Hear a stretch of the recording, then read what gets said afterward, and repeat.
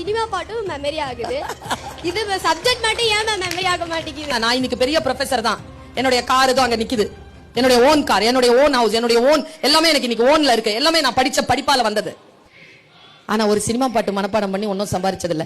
நான் எந்த பாட்டை மனப்பாடம் பண்றேனோ அந்த படம் எடுத்தவன் தான் அதை சம்பாதிப்பான். அவன் சம்பாதிக்கணுமா நான் சம்பாதிக்கணுமா நான் தான் முடிவு பண்றேன். என்னுடைய மாச சம்பளம் யூஜிசி ஸ்கேல் 1,65,000 ரூபாய் மட்டும் கையில வரும் மாசத்துக்கு. 2 ஹவர் தான் class. 12 CL, 15 ML, 20 EL, private affairs, அப்புறமா செமஸ்டர் ஹாலிடேஸ்லாம் பார்த்தோம்னா ரொம்ப குறைஞ்ச நாள் தான் வேலை.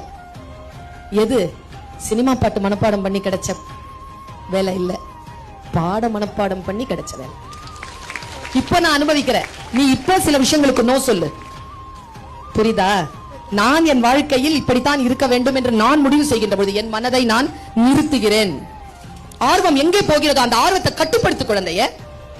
நான் வந்து ரிலாக்ஸ் ஆகி ஒரு சில விஷயங்கள்ல என்ன அப்படியே தண்ணி மாதிரி இதை இந்த பாட்டில் இப்படி கீழே கொட்டிட்டேன்னு வச்சுக்கோங்க, ஃபுல் பாட்டில் அது பாட்டுக்கு ஓடிரும். அப்படி நிறுத்தணும் பாட்டில், மனசு அப்படி நிறுத்தணும்.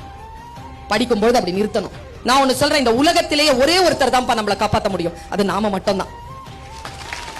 நான் சொல்றதெல்லாம் கூட கரைஞ்சு போயிடும். உன்னை நீ தான் காப்பாத்திக்கணும்.